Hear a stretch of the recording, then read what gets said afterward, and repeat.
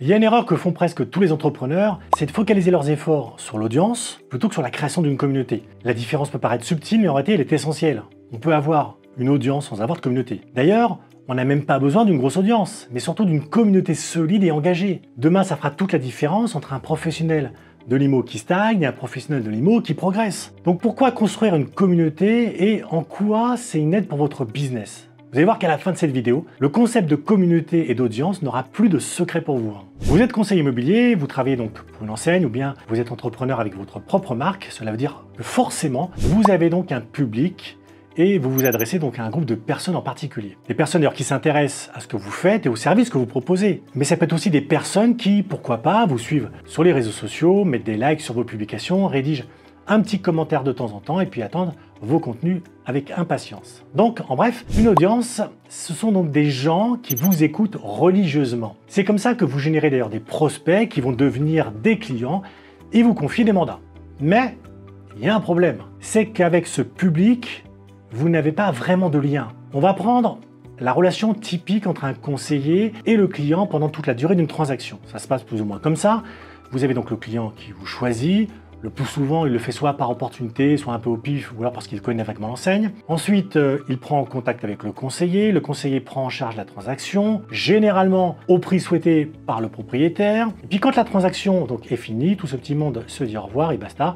Chacun sa route, chacun son chemin, comme dirait l'autre. Et puis vous allez fêter ça avec vos potes, et puis le lendemain, vous passez à la suivante. Et ça se répète jour après jour. Le problème, c'est qu'il n'y a pas vraiment de lien entre vous et votre client, au-delà de la transaction bien sûr, mais il n'y a rien qui vous unit, il n'y a pas de relation. Vos clients, donc, ils vous considèrent tout bonnement comme un pourvoyeur de services, et si ce n'est pas vous, ça sera quelqu'un d'autre. Et si je vous disais qu'on peut casser cette logique? En tout cas, une audience, ça s'arrête là. Ce ne sont pas des gens sur lesquels vous pouvez compter. Ce ne sont pas des gens qui vont rester et vous accompagner sur le long terme. C'est un peu comme des clients de supermarché, ils entrent, ils prennent ce dont ils ont besoin, ils payent et ils s'en vont. Ils peuvent revenir la semaine suivante ou ne jamais y remettre les pieds. Avant, c'était un peu différent. On avait, on va dire, moins le choix. On avait des habitudes. On allait tout le temps faire les courses au même endroit. On allait chez le même garagiste. On avait le médecin de famille ou même le notaire de famille. Ou encore on appelait le même plombier. Mais aujourd'hui, la relation de consommation est devenue un peu volatile. N'importe qui peut changer d'enseigne d'une seconde à une autre. Et puis, il n'y a plus de notion de fidélité. Il n'y a plus de progression dans la relation entre une marque et ses clients. Une progression d'ailleurs qui permet de bâtir la confiance et de tisser des liens solides. Bref, on n'a plus d'attache commerciale. Vous savez, ça me fait un petit peu penser aux applications de rencontres. Alors, je ne sais pas pourquoi je vous parle de ça, mais on va dire que les applications de rencontres, elles ont énormément changé les relations amoureuses. Aujourd'hui, on a juste besoin d'un smartphone, de créer un profil sur une appli mobile, et puis on peut rencontrer quelqu'un le soir même en faisant des espèces de switch sur les images et point barre. D'ailleurs, je trouve ça assez triste parce que à l'époque, on devait être inventif pour séduire la personne en face de nous. Et c'est exactement la même chose pour les relations commerciales. Et ça, c'est pas ce qu'on veut, non. En fait, on ne veut pas seulement un public, une audience. On ne veut pas des relations one-shot avec rien avant et rien après. On ne veut pas que les clients oublient notre existence 5 secondes après avoir signé un acte authentique. Non, ce qu'on veut, c'est des relations qui durent, un lien de confiance d'ailleurs qui s'installe un peu comme une chaîne incassable. Ce qu'on veut, ce sont donc des prospects qui nous choisissent exprès parce qu'ils comptent sur nous, parce qu'ils nous connaissent, parce qu'ils savent ce dont on est capable. Bref, on ne peut pas faire ça forcément avec une audience. Ce qu'on veut, c'est donc une communauté, un groupe solide, engagé, impliqué, fidèle, et une communauté plutôt qu'une audience. Voilà ce dont vous avez besoin pour booster votre business. Donc, la différence entre une audience et une communauté. Vous avez donc d'un côté l'audience, et de l'autre côté, on a la communauté. Mais en quoi ces deux notions sont-elles réellement différentes? Ça arrive souvent d'ailleurs qu'on les mélange, qu'on utilise l'une pour l'autre comme si c'était un peu des synonymes. On dit par exemple, waouh, regarde cet influenceur sur TikTok ou sur Instagram, il a une grosse communauté derrière lui. Eh ben non. Dans la plupart des cas d'ailleurs, pour ne pas dire quasiment tout le temps, en fait, quand on parle d'une communauté sur les réseaux sociaux, c'est une audience qu'on veut dire. Avoir 300 followers sur Instagram, 1000 likes par post sur LinkedIn ou 200 abonnés sur TikTok, ça constitue une audience, pas une communauté. En tout cas, pas si on se contente de publier du contenu et d'attendre qu'il se passe quelque chose. Parce que la grosse différence entre une audience et une communauté, c'est donc l'engagement des gens qui vous suivent. Allez, on va remettre un peu tout ça dans l'ordre. D'abord, vous l'avez compris, il y a l'audience. C'est quoi une audience? Donc j'ai déjà donné un bout de la définition au début de la vidéo parce que votre audience en gros c'est votre public cible. Ce sont les gens qui s'intéressent à ce que vous faites et à ce que vous proposez. Ce sont les gens qui regardent vos flyers, qui écoutent vos arguments quand vous tapez à leur porte, qui jettent un œil aux annonces que vous affichez en vitrine, mais aussi qui lisent vos contenus de blog, qui regardent vos vidéos sur YouTube, qui likent vos réels, Instagram et tout le tout team. Mais ça ne va pas beaucoup plus loin parce que la relation est à sens unique. Vous publiez du contenu, vous distribuez des supports print, vous balancez vos arguments et les gens consomment ce que vous leur donnez.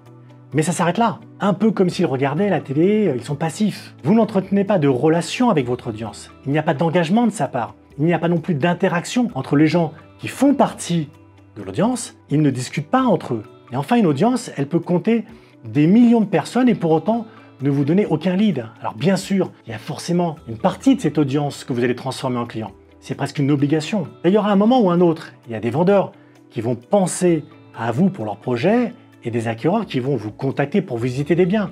Mais ça ne durera que le temps de la transaction. C'est ce que je vous disais plus tôt, c'est du one-shot. Une communauté, c'est complètement autre chose. C'est quoi une communauté? Si on prend une définition générale, une communauté, c'est un type d'organisation, un groupe dont les membres sont unis par un lien social, par des biens ou par des intérêts communs, ou simplement qui partagent un même environnement. On peut penser d'ailleurs aux communautés religieuses ou aux communautés linguistiques, aux communautés scientifiques, mais ça marche aussi pour des clubs, des assos, des groupes de personnes qui se réunissent pour faire du sport, jouer aux cartes, encore parler de Tupperware. Sur Internet aujourd'hui, on parle aussi de communautés pour désigner des internautes qui partagent des intérêts et qui échangent sur des sujets qui leur tiennent à cœur. On peut trouver d'ailleurs des communautés sur les forums ou sur les réseaux sociaux, par exemple dans les groupes Facebook. Une communauté donc pour se réunir sur Twitch ou sur Discord pour débattre, pour participer à une discussion entre plusieurs invités. La communauté, c'est comme un modèle démocratique dans lequel tout le monde a le droit de s'exprimer et de communiquer, mais à petite échelle. Maintenant, qu'est-ce que ça veut dire pour vous en tant que conseiller immobilier? Eh bien, la communauté, c'est la portion de votre audience qui s'engage, qui adhère à ce que vous faites et dites, qui vous fait confiance. Ce sont des gens qui, dans votre audience, sont actifs. Ils vont commenter vos contenus, ils vont les partager, ils vont en parler entre eux.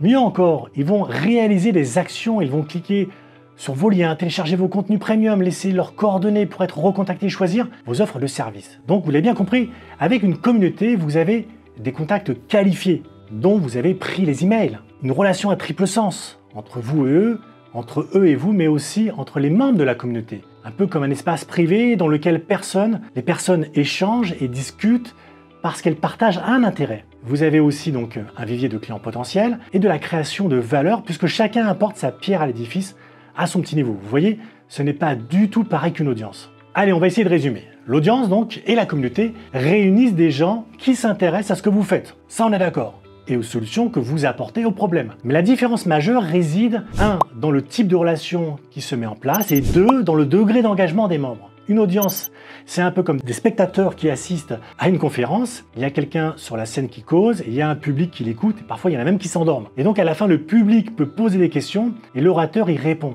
Mais ça va pas plus loin. Il n'y a pas d'interaction entre les spectateurs. À la différence, une communauté, c'est comme un atelier professionnel, où tout le monde interagit avec tout le monde, où tout le monde est invité à participer, à donner son avis, et à la fin, il y a une, on va dire, ou plusieurs personnes qui décident, mais pendant toute la session, on oublie la hiérarchie, on est tous au même niveau, on discute, on échange et on apprend.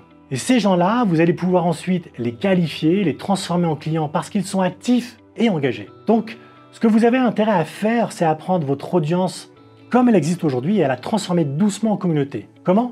Assez simplement, vous allez voir, en basculant les membres les plus actifs vers vos groupes sociaux. Par exemple, prenons le plus connu, c'est Facebook, avec ses groupes, mais aussi vers des supports digitaux comme vos landing pages, au travers des tunnels de vente, et en récupérant leurs coordonnées pour pouvoir les mettre dans la boucle de vos emails. Dans le détail, vous commencez par créer une audience dans une logique d'acquisition publiant du contenu. Ça peut être des articles de blog, pour le plus simple. Vous travaillez votre personal branding pour devenir une personne charismatique qui attire l'audience. Vous transformez cette audience en communauté. C'est-à-dire que vous échangez avec ses membres, vous répondez aux commentaires et aux messages privés, vous créez du lien et vous prenez des emails en contrepartie des contenus offerts. Ensuite, vous focalisez vos efforts sur les membres actifs qui sont susceptibles de faire partie de votre communauté et de s'engager, et vous fidélisez votre communauté en continuant à lui apporter de la valeur en permanence. D'ailleurs, ça peut être l'objet d'une newsletter. Pourquoi se focaliser sur la communauté? Je pense qu'à ce stade, vous l'aurez bien compris, il vaut mieux avoir une communauté pas trop importante mais solide et engagée, plutôt une très grosse audience qu'à zéro valeur. C'est vrai que créer une communauté, ça demande des ressources, du temps, de l'énergie et du budget, mais le jeu en vaut la chandelle. Pourquoi? Parce que votre communauté, elle est pérenne. Ses membres vont rester. Alors que l'audience, elle consulte du contenu, puis elle passe son chemin, elle est assez éphémère en réalité. Parce que votre communauté, elle est active. Elle réalise des actions, elle répond aux messages, elle participe à vos campagnes, sondages, quiz, jeux concours. Elle est présente et motivée. Parce que votre communauté est qualifiée, ses membres vous donnent leurs coordonnées pour être contactés. Ils suivent vos contenus et au final, ils sont susceptibles de vous donner l'exclusivité pour travailler sur leur projet. Parce que votre communauté est fidélisée, ses membres ont confiance en vous, ils sont attachés à vous, ils vous restent fidèles. Et ça veut dire qu'ils pourront vous confier d'autres projets dans l'avenir. Et parce que votre communauté intègre des ambassadeurs, vous avez là des gens qui vont parler de vous autour d'eux et qui vont faire votre publicité et qui vont vous apporter de nouveaux prospects. Voilà pour les différences essentielles entre une audience et une communauté. Et avant de finir, j'ajouterai juste une petite chose. Je suis d'ailleurs persuadé que le conseiller immobilier de demain, ou le professionnel au sens large de demain, est celui qui va créer sa propre communauté, interagir avec elle, créer des relations sur du long terme plutôt que de faire du one-shot ou d'attendre derrière son bureau qu'on l'appelle. Avec une communauté sous la main, vous avez tout à y gagner. Vous disposez d'un vivier de prospects à mobiliser en continu pour remplir votre stock de mandats et pour booster votre notoriété et votre business. Entre nous, qu'est-ce que vous pourriez demander de plus? Cette vidéo est terminée, merci de m'avoir suivi. N'oubliez pas de liker comme à l'habitude et de vous abonner à la chaine. Allez, c'était Frédéric avec Facilogy. À bientôt les amis.